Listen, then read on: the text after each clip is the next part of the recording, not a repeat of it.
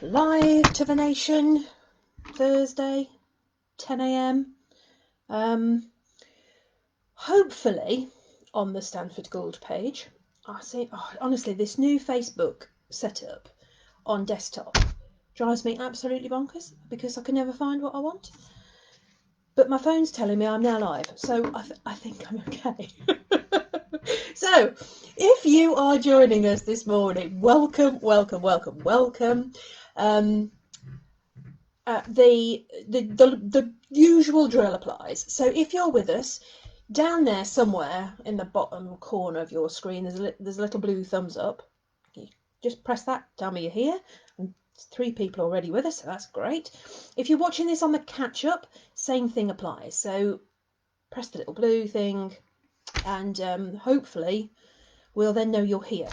Now, again, because I'm trying to work out where everything is on this new page, if I don't see your comments as we go, I will definitely pick them up afterwards. But if you want to comment as we go along, please feel free. I'm hoping if I press that button, I might see the comments. I can see a comment. Hurrah, hurrah. Hello, Susan. Thank you for reminding me that I'm not going completely mad. Let me put my glasses on. Hurrah. Right. Susan's with us. Right. 10 people are with us. This is even better. So, welcome. Thank you very much for joining us. This is live for the Stanford Gould page so that we can share it more generally, and I'd really welcome anybody who wants to share what we're talking about this morning. Please feel free to do so. I will share it into the group, which is a private members group. Membership of the Your Legal Fairy Godmother group is currently closed. Because we only open that for new members from time to time, but that will be open again in the new year. So if you are someone who likes this page and have been trying to get into that group, I'm ever so sorry, but you're just gonna have to be patient. You'll get there, but just not for now. So welcome.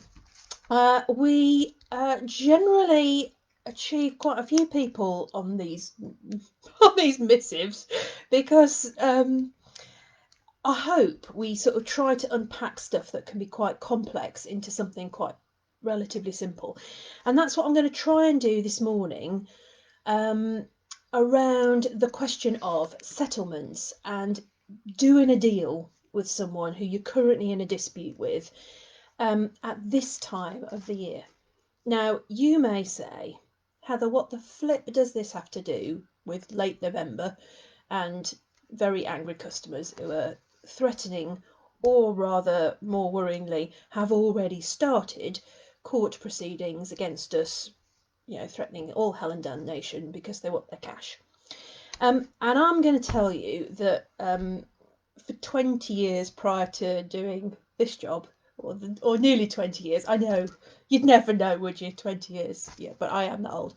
For 20 years prior to doing this job, I worked as a dispute resolution solicitor in private practice. And we used to have a sort of a hit list on our client list at this time of the year. And we would pick a number of cases that we would target to try and settle in this window of time between the middle of November and the middle of December. There is a 4-week window, okay? For a complex case, there was a 4-week window when if you could get the pitch right, and if you could time it right, and if you'd got someone on the other side who was also reasonable, you could settle the most amazing number of disputes, even ones which had been going on for years and years and years, but very, very complex, very, very vitriolic. It is amazing how you can concentrate people's minds to come up with a deal at this time of the year. So that's what we're going to talk about this morning. I'm going to give you some tips and some hints about who might be suitable to try and challenge or engage in this discussion, how to go about it, the sort of things that you need to say, the sorts of things you do not need to say, I think almost as important. And then after I finish this live, I'm going to include some ideas for wording in the feed below so that you can cut and paste and add it. If you choose to take these steps, you can add it to your correspondence. Now, the starting point of this is almost anywhere in a dispute. Okay, so you do not have to be at a particular point in order to take this advice and use it. Okay, so you may just have grumbling and progressively more grumbly correspondence. That might be where you are. You know, you're just in that email banging backwards and forwards of I'm very cross, I want some money. This is my husband coming into my... Do you want a drink? No, I'm good, thank you. Sorry. Interruptions to lives. It's joy. At least it was a good reason. He was coming to bring me a cup of tea, but I have one. In my Stanford Gold mug. Anyway, where was I? Yeah, so it doesn't matter where you are in the settlement, in the disagreement process. You could be in just arguing and cross email. You could have had someone who's threatened to issue proceedings but hasn't yet. Or you could have someone who's actually issued a money claim online or a small claim. And I'm going to talk a little bit about that process. Or you could even be at a point where you are in court next week in front of a judge. Anywhere on that spectrum, I suggest, you can still try and implement some of the things that I'm talking about here as an effort to try and reach a deal. And the reason I say that is because you would be amazed at how psychologically and strategically, and mainly psychologically, because a lot of litigation, dispute resolution, is about how you approach something. So many people see this time as it's coming to the end of the year. They frankly probably could do with the cash because they want to spend it on other things. You could definitely, and they could definitely feel like there's a sort of watershed around the Christmas period where you just go, do you know what, I just want to be done with stuff. I want to go on my Christmas holidays and know that it's sorted, and then I want to start my year next year, particularly after the shite that we've had to deal with during 2020. I want to start 2021 with a bit of a clean sheet, and in order to do that I need to just nail this down, wrestle it to the ground, get it over the line, move on. And you will be thinking that, and I absolutely promise you that your opponent, your customer, will also be thinking the same thing. They may not say it, they may not admit it, but oh my God, they will be thinking this. Do we really want to get through Christmas and then end up in January, February, maybe way beyond that, in front of a judge arguing about a sum of money? I'm not sure that people do. So if you can use this time productively and usefully, then there's a deal definitely to be done. You might not get a deal done with everybody, but have a think about some targets, and if there's just one or two, which for most wedding suppliers, there are just one or two thorns in your side. Everybody else has been lovely. You know, 97% of your customers have all done a deal and said, oh, we're really sorry, it's terrible that you're in this position, but we are, you know, we're all in the hole, let's dig our way out of it between us together. But there will, you know, you've had one or two, almost everybody's had one or two that are just lingered and it's been difficult to deal with. So I'm suggesting now is the time to grasp a bit of a nettle here, hand out an olive leaf. I'm going to mix all my metaphors, but to start some correspondence with your customers to see if in this next 2-week window you can do a deal. So that's the theory, okay? And I promise you, in 20 years of litigation, we settled literally hundreds of cases over that time in this window for just that reason, because people just want to be shot of it. They want to hit Christmas and not have to worry about it again. So what do you have to do? So I'm afraid you do have to put this in writing. I don't think picking the phone up is a solution in this scenario. I think you've got to craft some sort of letter or email to your opponent, okay? And what that letter or email needs to say is very, very, very simple, okay? It does not need information about you said, I said, we did, you did, now we did, the CMA and everything, all the stuff that you probably already rehearsed, okay? Forget all of that. What I'm suggesting to you is that you write something super simple along the lines of, we've been in correspondence since or for a while. You have paid us X amount of money and you are seeking the return of Y. Those two things might be the same. We have offered you Z amount of money in return based on the fact that we are keeping a sum of money for our costs. This is in line with the CMA guidance. No more than that. The amount at dispute between the two of us is, what is X minus, I've forgotten what algebra I'm using, Z, okay? So what's the difference between what they want and what you've offered? That's what you're arguing about, okay?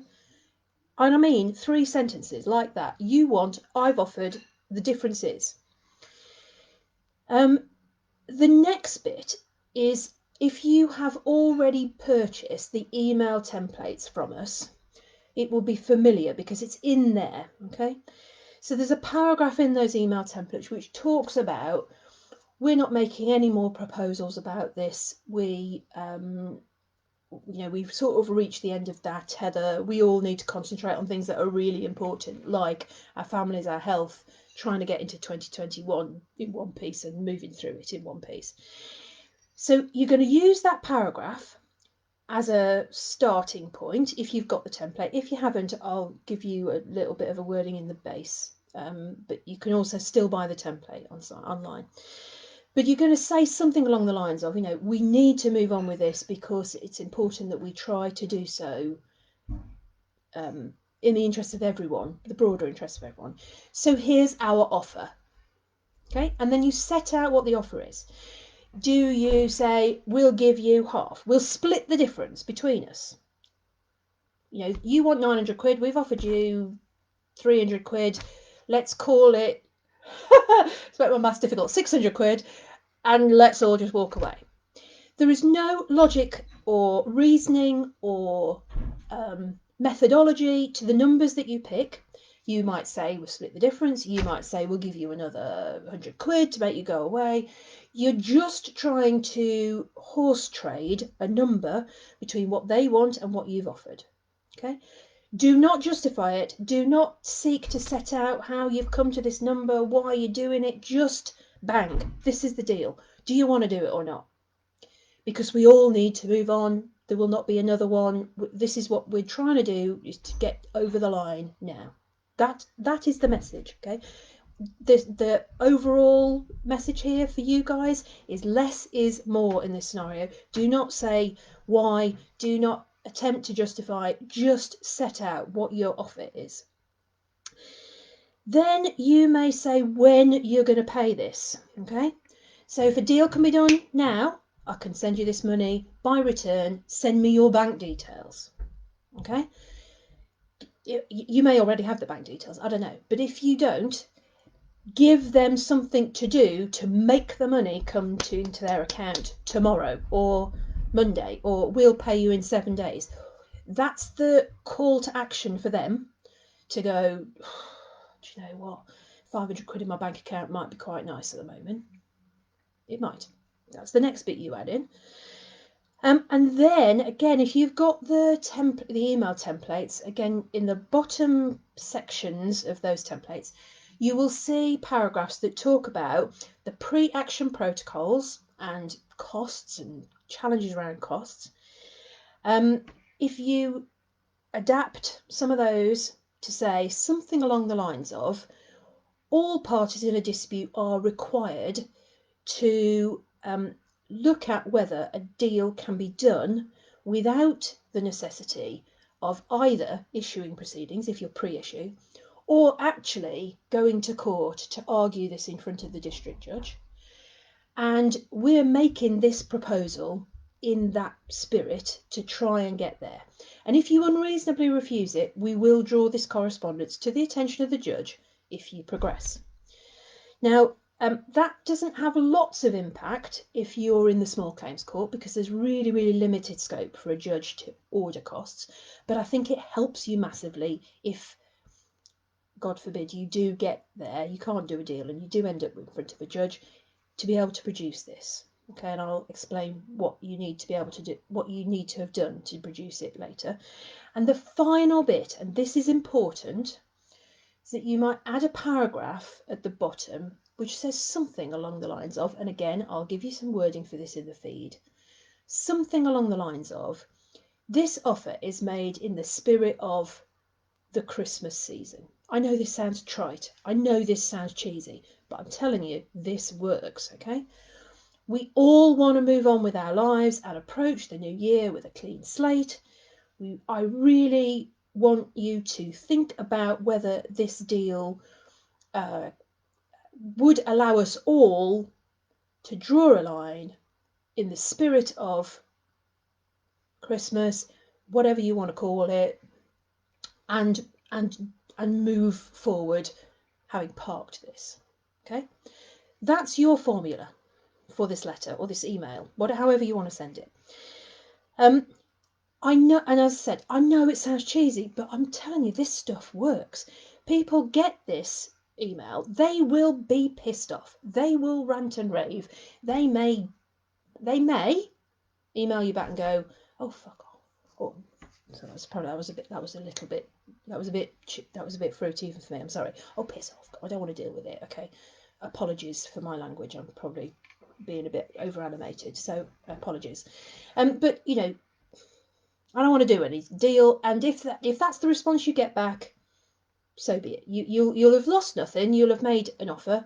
You'll have lost nothing. Okay, but you'll be amazed at the number of people who will have that as their initial response, and then because it is the time of the year, and because they do want to draw a line, and because they do want that money, if you're offering something, and you do need to offer something to buy their Christmas presents and the turkey and all the other things, they may park that and go, do you know what, there's something to be said for doing a deal here. And they might come back to you with a counter proposal, or they might just come back and go, do you know what, yeah, come on, let's do it. Okay, now if they come back with a counter proposal, engage in that correspondence again. If you can shift a bit to reach a number, do so. If you don't feel you can, restate, no, I'm sorry, but it is the last deal. That's the end of it. It's one-off offer. If you want it, take it. If you don't want it, that's it. But really respond to someone responding to you quickly. Okay, so don't let it sit there in your inbox for days.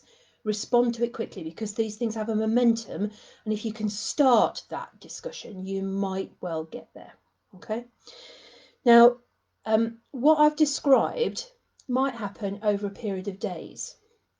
What I've described might happen within 20 minutes. Okay, it all depends on when it lands, the sort of mood that your opponent is in, to some extent how entrenched your position's been. But even those customers who you've had the most horrendous email exchanges with, and really properly cross and angry, I still suggest this is worth a go. You're not losing anything by trying this. But it does mean that both you and they have got to give a bit of ground to reach a deal. Okay, and again, I've said this, oh God, endlessly, and certainly since March. I don't know how many times. You must be bored of me hearing me saying so. The right deal is one where you both feel a little bit fed up by the output. Okay, so you think it's justifiable to hold X amount of money, they think it's justifiable to refund Y amount of money. The deal is not X or Y. The deal is somewhere between those two things. Okay. Now, the only technical legal thing that I'm going to talk about this morning is that if you do this and you write an email along these lines that I've discussed, what you say in it can be your words. It does not need to be legally framed. It does not need to have any particular wording. If you've got the email template, as I say, that's a great base. And I'll put some additional wording in the bottom of this feed. The only important thing that you do need to include, and if you're sending this on email, it goes in the subject header. If you're sent or right at the top of the email before dear Mr. and Mrs. Blogs or dear Bert and Sue or whoever it is you're addressing. So in at the top of that email, in capital letters, can you write the words without prejudice save as to costs? Okay. In the email subject, you might put proposal to settle, proposal to or offer to settle without prejudice save as to costs. Now, it's not the end of the world if you forget to add that bit in, all right? But what that means is that if you do a deal, great, you dispose of the process. Happy days. But if you do not do a deal, and you do have to progress to either a more formal mediation or in front of a judge, and the judge decides on something at the end of hearing all the evidence from both sides and looking at all the documentation and having a 2-hour hearing or whatever, and someone decides, well, actually, do you know what we're going to do? We're going to split the difference between you and you're all going to go away, and that's what's going to happen. If you made a proposal along those lines months before, you can produce that letter to the judge and say, look, I made this offer way back when, maybe before proceedings, maybe during proceedings. And the judge may then take a view about whether they award the costs as well as the amount of money that they've dictated is to be paid, if any. Okay. Now, the reason that's important in a small claim isn't huge, okay? But the reason it's important is because when you issue a small claim as a customer in this scenario, you have to pay a fee. And that fee is on a sliding scale depending on how much you're claiming. Anything between about 60, 70 quid and several hundred quid, depending on how much you want. Normally, when you get a judgment, so the judge says, yes, you're entitled to money or some of that money, if you've been successful as a claimant, you are also entitled to your costs. That's the fee that you paid to issue the claim. If, however, the judge sees evidence that you, as the paying party, have made an offer, i.e. now, and they've not done better than that offer or significantly better than that offer, then it is perfectly possible that the judge may say, well, I'll order that the money be paid, but I'm not ordering this person to also pay the costs, i.e. the issue fee, as well, because you didn't need to do that to get to this point, because you should have taken that deal when it was on offer to you. Now, this is incredibly complicated, and I do appreciate that, but what I'm saying to you is, A, make sure to mark your letter without prejudice saves to costs somewhere on it, okay? Important. And if you don't do a deal, you can draw that correspondence to the attention of the judge or a mediator if you decide to go down a mediation route. At a later stage, it may help you. It may be useless, but it may help you, okay? The purpose of this exercise is not to get material for later on. The purpose of this exercise is to try and agree something so that you and your customer can just move on. Okay. I hope that's been clear. It is quite challenging, I know, and most of the challenge is around getting your head into the space of what am I going to offer, and trying to get your head out of the space of I'm trying to justify everything that I'm doing. Okay, that's the most important shift in my view if you're going to make this sort of proposal to someone. So the rules are: without prejudice saves to cost at the heading. Tell them what they're claiming. Tell them what you've offered. Tell them what the difference is that you're now arguing about. Make an offer as a last offer. Remind them of their obligations to mediate under the pre-action protocols, and then add the seasonal goodwill style, can we try and reach a deal, it's Christmas, come on, style paragraph at the end. Okay. I'm going to put some of these things into the feed so that you've got some help. Probably, right, I'll try and write a short blog and add that to, she said, looking at a list of things to do today, I will try and add a short blog, which I will add to the Stanford Gould online site with various, with just the headlines of what I've talked about today. If you need some more help, you can ask in the feed, and I will try and answer it in the feed, or you can email me directly, but you know that sometimes that's a bit tricky to get to. So, moving to the questions, because there might be something sensible in the comments. Let's have a look. I think. Thank you, everybody. Right, Lucy does ask a sensible question. Right, is there a particular strategic day or time that you recommend? Now, that's a very good question. Can I suggest tomorrow is a really good time. A Friday is a good time, okay? Because it gives people the weekend to go through the gamut of emotion that your letter will produce, okay? And the gamut of emotion will be broadly anger, calmness, reread, think about it, have a chat with a few people, come round to an idea, respond. That will be the process. They might not all get all the way through that process, but those will be the emotional responses, okay? They might just get stuck at anger and fury and just bang you something back home. No. Or words, as I used earlier, to similar effect. Apologies again. But I think sending something on a Friday does give people a couple of days to sleep on it, without an expectation that you would respond. And if they do respond to you on a Friday, my strong advice would be don't reply to it. I know I said earlier, jump on it quick if it's a counter offer or something in response. And if it is a counter offer or an acceptance, then yes, do jump on it. But if it's one of those ranty, I'm not doing that, don't reply to it. Just leave it. So a Friday is a good time. We've now, where are we? Dates. Where we are on the dates. Right, so tomorrow's the 27th of November. If you are making an offer, I suggest you make it time limited. So you say this offer's open for 7 days or 14 days. That's the maximum amount of time I suggest you do it, which gives them essentially until the 11th of December to accept that offer, okay, if you send it tomorrow.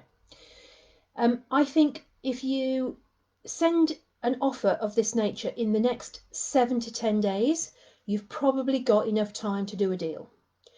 If you leave it later than that, experience tells me that Christmas and the preparations for Christmas will get all in their way, and they will not be checking email, and they will not look at it quite so quickly, and you might miss the opportunity.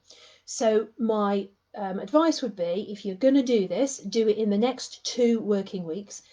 So you've got it to them before the 11th of December. Preferably do it next week so that they've got it in the first week of December, you respond in the second week of December, and you all move on. I think if you send anything after the 11th of December, there is a real risk it will just not get looked at. There's no science to this, it's just, that's my experience. So now's the time to do it.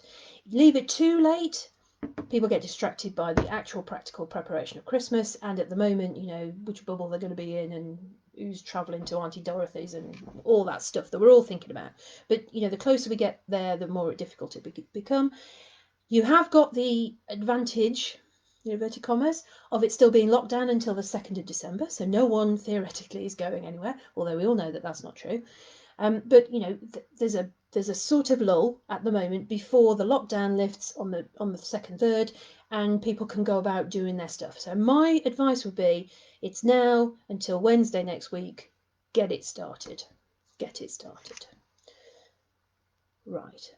Right, then Debbie's asking, right, so what happens if they don't accept the offer? Do you sit and wait for court? Right, I wouldn't, and you don't have to. Okay, so if they don't take this bait during the run up to Christmas, and you don't get any sort of response, or you just get a flat no, then I'd park it for a bit. Okay, because you're going to make no progress just saying the same thing again for the rest of this month, in my view. Get to the new year, and I think it's worth a prod again, because you will know from running your own businesses how it feels as you approach Christmas, where you're just going, oh God, I just need to get over the line, and then I'm gonna have a couple of days off, maybe a couple of weeks off, unless you're in retail, in which case it's flipping mad, isn't it? So, but you know that sense of end of the year, and then you hit January, and it's all new start, new resolution, new deal, new me, diet, exercise regime, the lot. It feels like turning a page. I think there is another window then to have another stab at a deal. You probably will have to tweak what you're offering a little bit more to make it more palatable, but I think that's the next stage in the timeline of a deal. You can always, Debbie, make an offer. You can always try and engage people in some sort of settlement.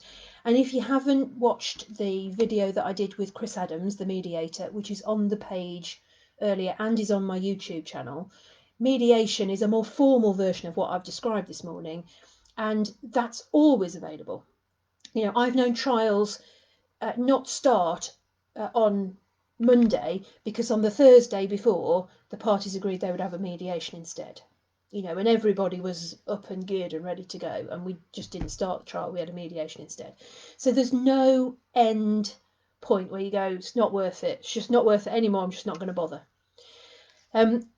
If you are one of those unlucky people who actually have a court claim on the go, if you have responded with a response pack and filed a defence, the pressure's off a bit. The court may have contacted you about a telephone mediation. I'd always recommend doing that, even if you think it's a complete waste of time, please do it. But if you have a court date, for a final hearing, and I don't know, I haven't seen a customer yet who has one. I've seen quite a few people who've received the issued claim, but I haven't seen anyone who's yet got a court date. As you in that run up to that court date, I would suggest in the 4 to 6 weeks before the court date, that's the next time when minds will be concentrated to try and get to a deal. So Debbie, don't wait for court. My advice is always try and do a deal. Don't let blooming judges let loose on this. Right, Jeff. Right. Jeff says, I've just responded with a firm standing my ground email to my extremely difficult situation where the customer postponed but went ahead with a smaller wedding on the original date without telling me, and now want to cancel. Cheeky buggers. It happens, okay? Just waiting to hear back from them. Do you think you should still stand firm unless you get a solicitor's email? Jeff, I think it depends on how much fight you're prepared to give it. I mean, I think there are an enormous number of customers who have done what you've described and are now trying to recoup cash, just as there are in normal situations. I have had conversations with wedding suppliers over years about, they just want a cheaper supplier, so they're telling me, something's happened, someone's ill, oh, they've changed their mind, they've broken up, and I know it's not true because I've seen social media. I know it's not true. So it's another one, it can be another one of those ways of recouping money after the event. I've got a complaint about the service, recoup money.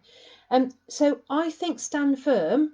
I don't recommend, everybody needs to just bend over and take one for the team, excuse my expression again, just to do a deal. I think there are some people who you just have to be firm with and see if they will put their money where their mouth is. It sounds to me like that might be a little bit where you are. And I've advised suppliers who've been in that position to actually call them out and say, look, you know that you've progressed with this wedding without me. That's the reality here. And I think that you're now just trying to recoup money because that's what you've done without involving me.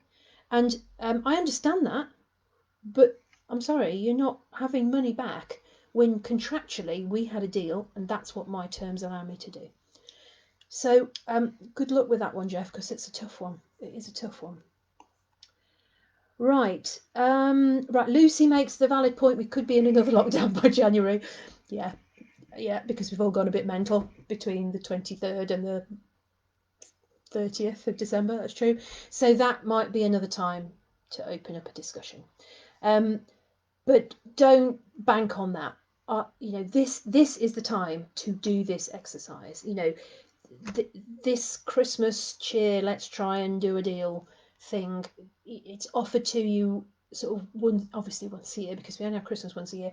The only other time when there's a similar sort of I suppose shutdown and new start is around that Easter break, and I know that's not so much true for wedding industry because Easter's a popular and busy time for wedding suppliers, but in the commercial world, because there's a 4 or 5 day break, God help me, when back in the day when lawyers were actually shut for about 6 days during Easter because we were dead lucky, we had court extra days and stuff. There was a real impetus to do something before the Easter break because you knew no one was going to be available for 6 days, and you said, well, let's try and do something then. But Christmas is quite unique, and you have this window of opportunity presented to you at the minute. And I promise you, I'm not lying when I say I've had people who have just been at literal daggers at dawn who have done a deal on this in this time for this basis on much more complex, much more high value and much more vitriolic disputes than many of the ones that you're in, and we still have done a deal on this basis. So I'd encourage you, have a think about it. You might send emails to 3 people and do a deal with one. That's one you've got off your list. That's how I would approach this. If you can get one sorted, that's 30% up. 'Tis the season to make a dispute deal. It is, Lucy, it is. Right, so I have wibbled now for 40 minutes. Enough is enough. I'm around for the rest of the day, although I've got customers and client calls and stuff happening. I will put some information into the feed. I will try and do a really, really simple blog for the Stanford Gould Online blog site with a summary, and it will be bullet points. This is what I'm suggesting you do. I'll get that onto the site before lunchtime. This video is obviously available on the Stanford Gould site. Share it how you wish to. I will also upload it onto the YouTube channel, so it's there for broader audience than Facebook if you want it to. And if anyone's got any more questions, then email is the best way to get hold of me, because I don't always see or respond to the DMs on the site. So apologies if it's not always as responsive as I would like it to be, but we try. There's a lot of you and there's only one of me, and that's always the challenge. That's always the challenge. Right, brilliant. Well, thank you for sticking with me. 18 people have stuck it through 40 minutes of law. Round of applause. Well done. Right,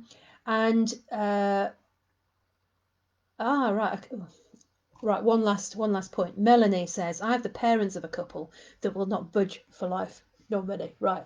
The parents are not your customers. You shouldn't be in correspondence with the parents. Just cut them off. Send your correspondence to the couple. Not interested in speaking to them. You're no obligation to speak to them. I don't care whether they're paying. It doesn't matter. Your contract is with the couple, not with mum and dad or the bank of mum and dad. Take them out of the equation. Email your couple directly. If dad or mum comes back, ignore. Or one email back, you're not my customer, I'm not dealing with you. They're not going to be, mum and dad are not going to be the ones who are going to be able to stand up in front of the judge, because the judge will send them home and say, you're not parties to this process, out you go. So be firm, Melanie. I know it's difficult, but be firm. Oh, they signed the contract.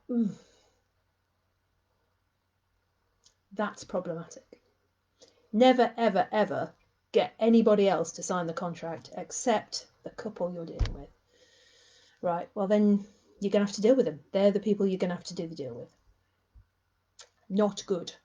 Not good.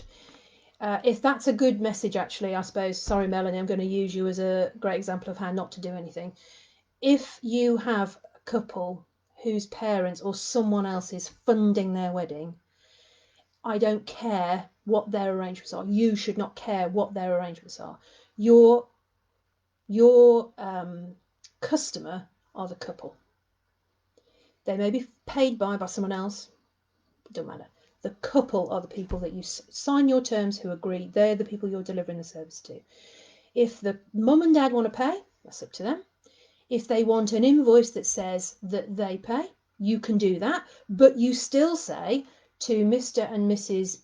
Blogs to be, whoever their couple are, payable by Mrs. Blogs' dad, whatever it is, that's fine. But you do not, oh, please do not, again, I'm sorry, it's a bit after the fact, but please do not enter into contracts with other people other than the couple who are getting married. Absolute recipe for disaster. Sorry, I'm just bringing it down. Right, I'm going to move on. 45 minutes in, I've got to stop talking. Right, thank you, everybody, for being here. Thank you for all the messages. If I haven't name checked you, I'm ever so sorry. Right, quickly, Susan, Lucy, Sonia Marie, Amanda, Lucy, Val, Debbie, Jeff, Melanie, Liz, Adam, and anyone else who knows me, as they say on the radio, or they used to say in 1983. Not that most of you will even have been born in 1983. Anyway, enjoy the rest of your Thursday. I hope that was useful. I'll pop some additional stuff on the blog, in the feed, as promised. Take care. Bye.